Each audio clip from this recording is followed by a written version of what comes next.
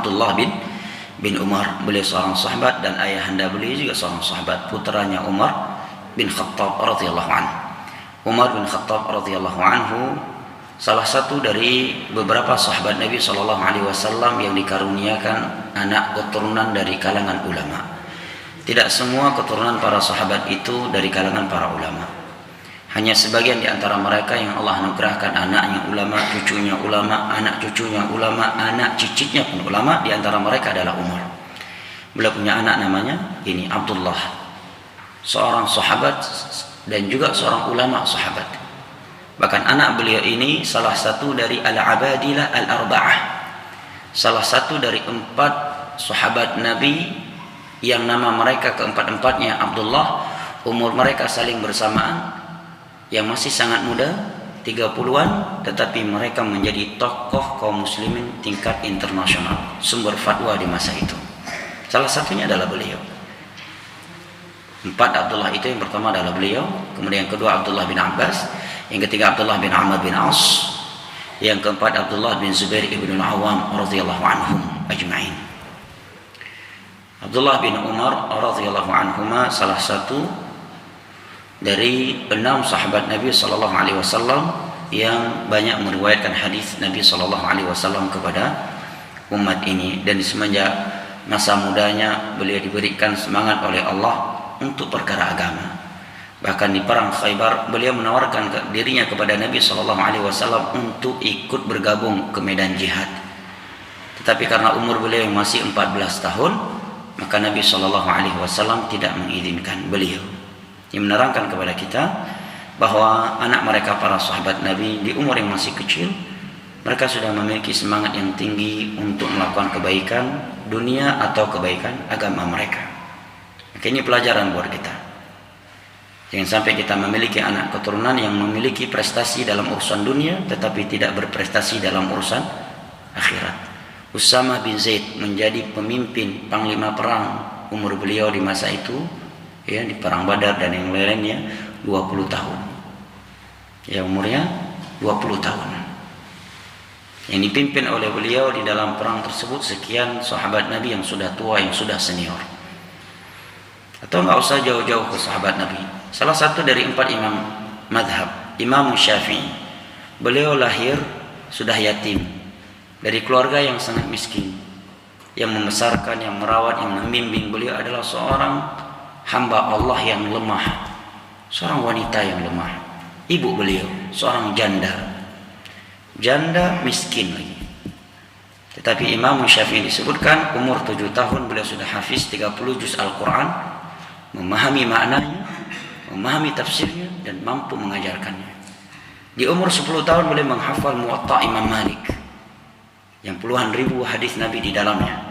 Dan di umur 11 tahun beliau diangkat sebagai mufti dan direkomendasikan oleh Imam Malik menjadi mufti tingkat internasional, menjadi tokoh kaum muslimin. Ini menjadi renungan buat kita. Kita sudah berumur 20 tahun, 30 tahun, 40 tahun, 50 tahun, 60 tahun. Apa yang sudah kita buat untuk agama Allah? Pilih salah satu dari keutamaan yang ada pada para sahabat Nabi.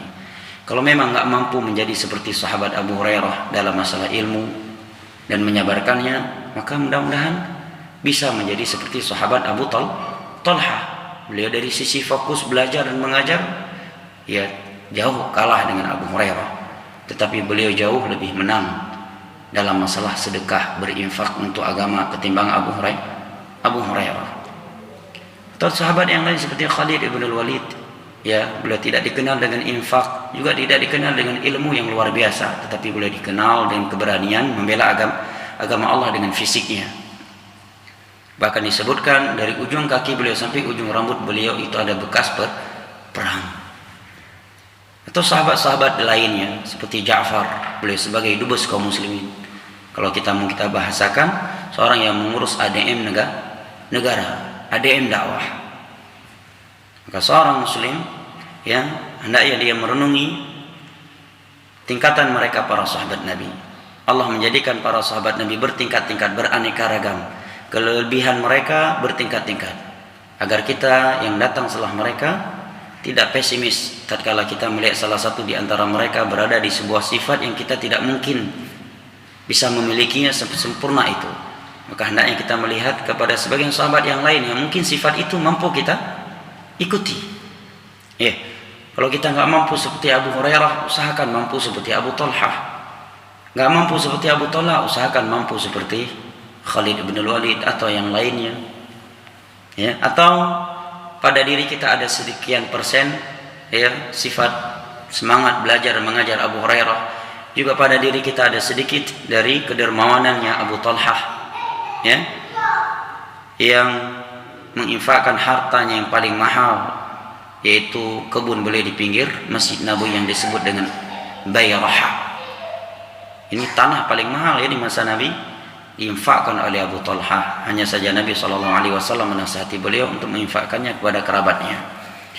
Al-Muhim, dari salah satu dari pelajaran dari sahabat Abdullah bin Umar yang meriwayatkan hadis ini kepada kita dari Nabi, beliau seorang yang masih sangat muda tapi sudah menjadi ulama dan menjadi tokoh kaum muslimin tingkat internasional di masa itu. Di masa beliau ada 4 sahabat Nabi, keempat-empatnya bernama Abdullah di umur yang saling bersamaan. Salah satunya adalah beliau, Abdullah bin Umar. Dan beliau punya anak juga seorang ulama tabi'in, salah satu dari fuqaha Madinah as-sab'ah, yaitu yang bernama Salim bin Abdullah bin Umar. Dan beliau juga punya budak namanya Nafi'. Budak beliau lebih berilmu daripada anak kandung beliau. Sampai-sampai Imam Al-Bukhari menyatakan Malik an-Nafi' an Ibnu Umar silsilatun zahabiyah. Apabila kamu mendapati sebuah hadis yang sanadnya dari Malik dari Nafi' dari Abdullah, maka ini adalah sanad emas yang paling mahal di muka bumi. Sanad yang paling indah, yang paling mahal di muka bumi. Dan Salim punya anak yang mereka adalah ulama yang ada di Madinah.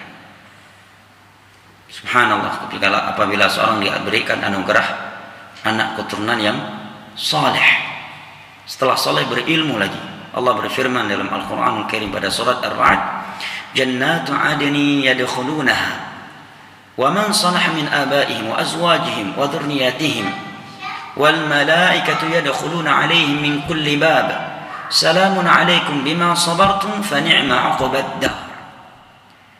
Surga Aden yang mereka akan memasukinya, dan orang-orang yang saleh dari keturunan mereka, pasangan-pasangan mereka dan anak keturunan mereka.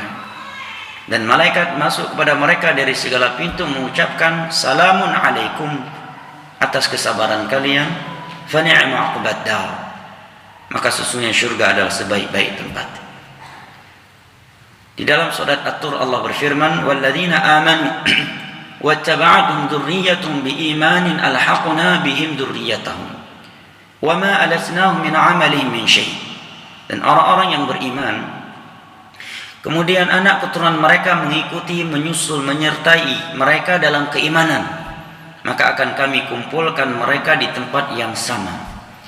Terkait di tempat yang sama bersama anak keturunan, Al-Imam Ibnu Qayyim menyebutkan itu apabila anak keturunan tersebut meninggal di bawah umur baligh.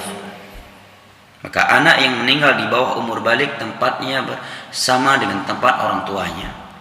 Adapun anak yang meninggal di atas umur baligh, sekalipun mereka di beberapa waktu Allah tempatkan, Allah pertemukan, Allah kumpulkan dengan keluarga mereka, tetapi umumnya mereka berada di dalam surga bertingkat-tingkat sesuai dengan amalan yang mereka bawa ketika mati. Tetapi tetap mereka akan memperoleh apa saja yang mereka inginkan. Kapan saja mereka ingin berkumpul dengan keluarga mereka, mereka langsung dapat melakukannya, karena Allah menyatakan wa fiha ma tashtahihi al-anfus wa talatul a'yun. Di dalam surga itu nikmat-nikmat, ada nikmat-nikmat yang nikmat apa saja yang disukai oleh mata, yang disukai oleh jiwa. Nah, ini terkait kebersamaan bersama keluarga, anak keturunan di dalam surga.